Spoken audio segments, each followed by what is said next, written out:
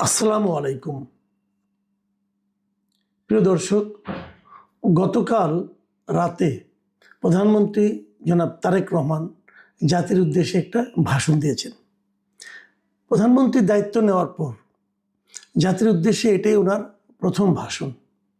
তার আগে উনি ক্যাবিনেট মিটিং করেছেন এবং উনি ওনার সরকার কী করতে চান তার একটা ধারণা দিয়েছেন। এবং জাতির উদ্দেশ্যে উনি যে ভাষণটা দিয়েছেন, এই পুরো ভাষণটা আমার মনে হয় যে আমাদের খুব মন দিয়ে একবার একটু দেখা উচিত। কারণ এটা দেখলেই আপনি বুঝতে পারবেন, কিছুটা একটা ধারণা করতে পারবেন যে ওনার মনে আসলে কি চলছে, উনি কি করতে চান। আমি প্রথমে ভাষণের প্রথম যে কথাটা আমার খুব গুরুত্বপূর্ণ মনে হয়েছে, সেখানে উনি বলেছেন যে বিএনপিকে যারা ভোট দিয়েছেন কিংবা দেননি অথবা কাউকেই ভোট দেননি, এই সরকারের প্রতি আপনাদের সবার সমান অধিকার। দেখুন, এখানে তিনটা ক্যাটাগরি করেছেন। এক নম্বরে যারা ভোট দিয়েছেন বিএনপিকে, একটা ক্যাটাগরি।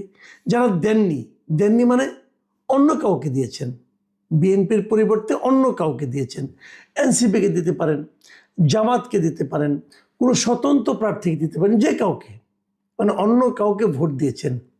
আরেকটা হলো কাউকেই ভোট দেননি। কাউকে ভোট দেননি মানে কি? তার মানে তারা ভোট দিতেই যায়নি। যারা ভোট দেননি, একদম ধরেন 60% ভোট পড়েছে বলা হলো, তাহলে যে 40% লোক ভোট দিতে যাননি, তাদের ব্যাপারে উনি বলছেন এদের সবার এই সরকারের প্রতি, মানে ওনার সরকারের প্রতি সমান অধিকার। মানে যে বিএনপিকে ভোট দিয়েছে তার অধিকার কিন্তু যে ভোটই দেয় নাই, ভোট বর্জন করেছে, ভোট কেন্দ্রেই যায় নাই, তার অধিকারের চেয়ে বেশি নয়। একজন রাষ্ট্রনায়ক সুলভ বক্তব্য কিন্তু এটা। কারা ভোট দিতে যায় নাই? যারা যায়নি ভোট দিতে, তাদের মধ্যে অনেকেই কিন্তু, বেশিরভাগই আমি মনে করি তারা হলো আওয়ামী লীগের সমর্থক। তাহলে উনি বলতে চাচ্ছেন একজন বিএনপির সমর্থক অথবা বিএনপির কর্মী এই সরকারের উপর যতটুকু দাবি নিয়ে কথা বলতে পারবে, একজন আওয়ামী লীগের কর্মীও ততটুকু দাবি নিয়ে কথা বলতে পারবে। আমি এই প্রথম এই ধরনের কথা বলতে শুনলাম কাউকে। শেখ হাসিনা আমরা দেখেছি এই ধরনের কথা বলার সাহস ওনার ছিল না। জনাব তারেক রহমান সাহেবের এই সাহসকে অথবা এই মনের যে ঔদার্য, এটাকে আমি মনে করি প্রশংসা করা উচিত। কেউ ভালো করলে প্রশংসা কেন করবেন না? করা উচিত। আপনি যে মত, যে পথেরই লোক হোক না কেন, উনি যে কথাটা বলেছেন, এই ধরনের কথাই তো আমরা শুনতে চাই। কেউ যখন মন্ত্রী হবেন, তিনি সবার মন্ত্রী হবেন। প্রধানমন্ত্রী যখন বলেন, উনি সবার প্রধানমন্ত্রী। যার ওনার সঙ্গে যারা মন্ত্রী এবং প্রতিমন্ত্রী আছেন, যে 49 জন, তাদেরকেও আমি বলবো আপনারা প্রধানমন্ত্রীকে ফলো করেন। উনি কি বললেন, কি উচ্চারণ করলেন, সেটাকে সমুন্নত রাখার চেষ্টা করেন।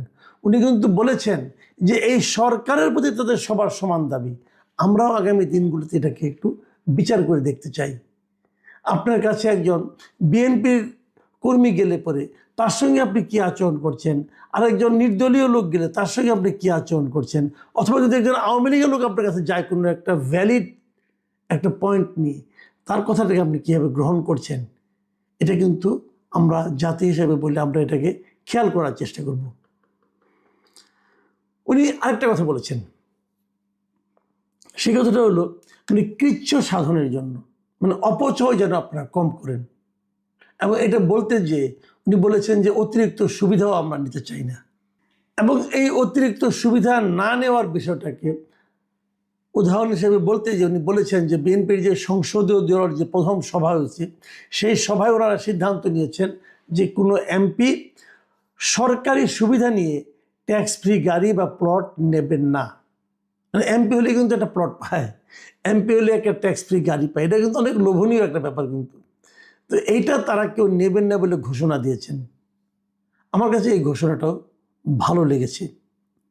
এবং আপনারা জানেন এর মধ্যে বিরোধী দল যেটা জামাতে ইসলাম, তারাও ঘোষণা দিয়েছে যে তারা কোনো ট্যাক্স ফ্রি গাড়ি নেবে না।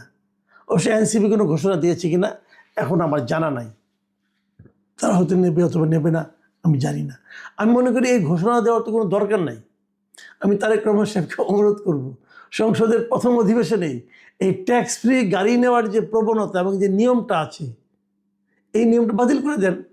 তাহলে আর নতুন করে কোনো ঘোষণা দেওয়া লাগে না।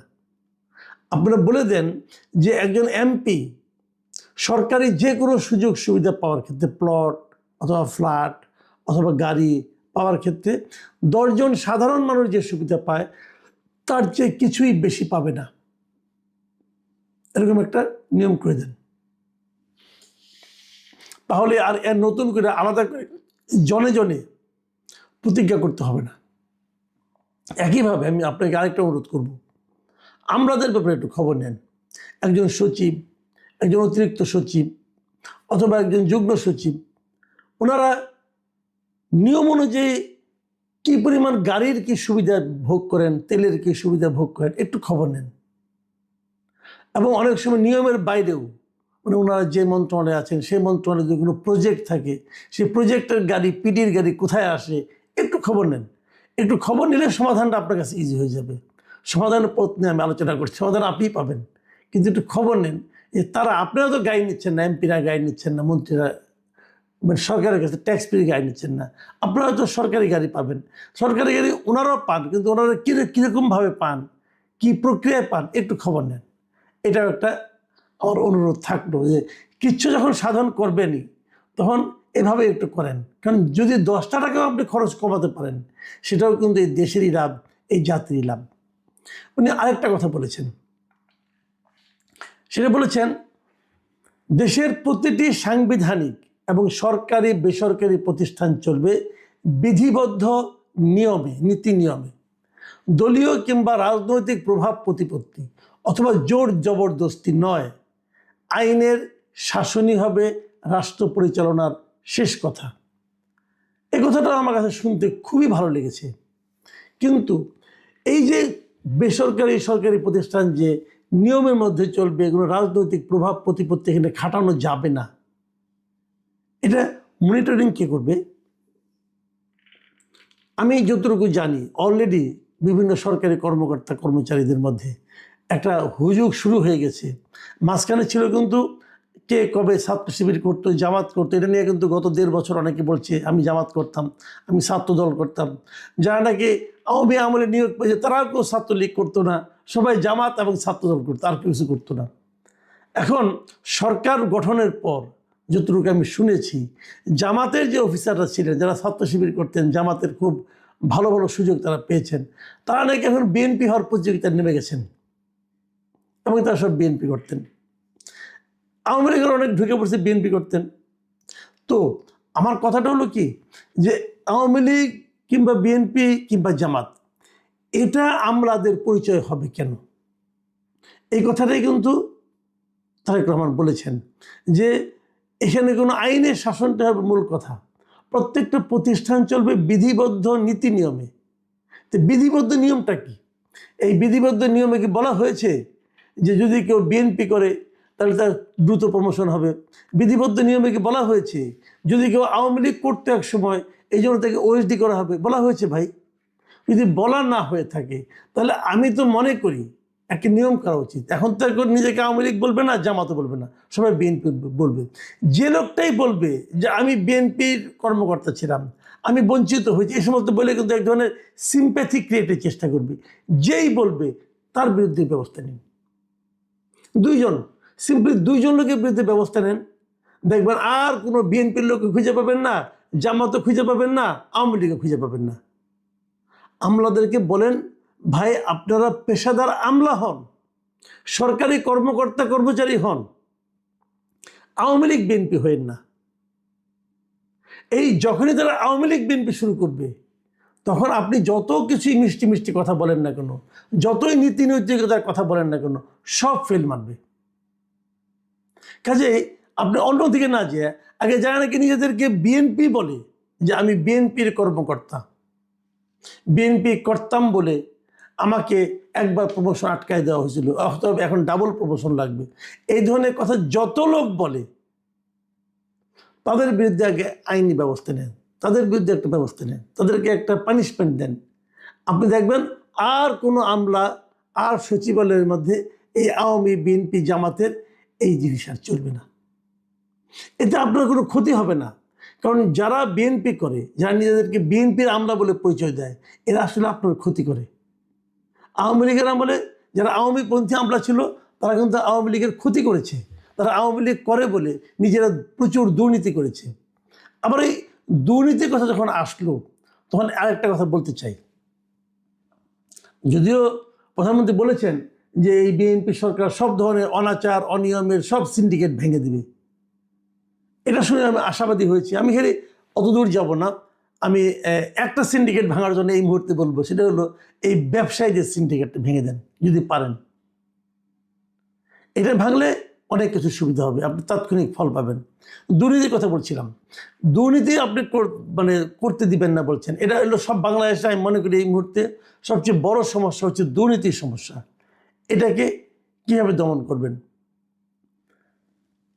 বিগত সরকার কিংবা তার আগের সরকার, অন্তর্বর্তীকালীন সরকারের কথা বলি আর হাসিনা সরকারের কথা বলি, এরা সবাই কিন্তু বলেছিল যে সম্পদের হিসাব দিবে, কেউ দেয় নাই, কেউ দেয় নাই। আপনি নিয়ম করেন যে সম্পদের হিসাব খেলে দেবে না। প্রতি বছরে 31শে ডিসেম্বরে সবাইকে তার যার যার সম্পদের হিসাবটা দিতে হবে। জানুয়ারি ফার্স্ট উইকে সেটা যে যেখানে জব করেন, যে যেখানে মন্ত্রী করেন, সেই মন্ত্রণালয়ের ওয়েবসাইটে সেই হিসাবটা সবার জন্য দর্শনযোগ্য অবস্থায় থাকতে হবে। সেটা মন্ত্রী হোক, প্রতিমন্ত্রী হোক, উপদেষ্টা হোক, কিংবা সচিব হোক, যুগ্ম সচিব হোক, অতিরিক্ত সচিব হোক, ডেপুটি সেক্রেটারি হোক, সবাইকে দিতে হবে। এই একটা জিনিস আপনি করে দেন এবং সেটা ওখানে ওয়েবসাইটে থাকবে। 1 বছর পরে আবার থাকবে, আগেরটা ফেলে দেওয়া যাবে না, আগেরটাও থাকবে, পরেরটাও থাকবে। এরকম চলতে থাকবে আপনার পুরো শাসন আমল। করে ফেলেন। এটা করতে কিন্তু বাড়তি কোনো খরচ নাই, করে ফেলান। এই শেষ মুহূর্তে ডক্টর ইউনূস সাহেব যে একটা গুজামেলের হিসাব দিয়ে গেছিল, এরকম হিসাব কোনো লাভ নাই। সম্পদের হিসাব মানে যে ব্যক্তি, সেই ব্যক্তি তার সন্তান, মানে তার পরিবার, পরিবার বলতে তার পিতা মাতা, স্ত্রী পুত্র কন্যা এবং স্ত্রীর মানে স্বামী স্ত্রীর মানে যে যাই হোক না কেন, নিজে এবং তার স্পাউসের পিতা মাতা, এই সম্পত্তিগুলো হিসাব দিতে হবে। দিতে বলেন, দেখবেন ঠিক হয়ে গেছে। তা না হলে আপনি আমাকে বলেন, একটা কথা আমি বলে শেষ করি।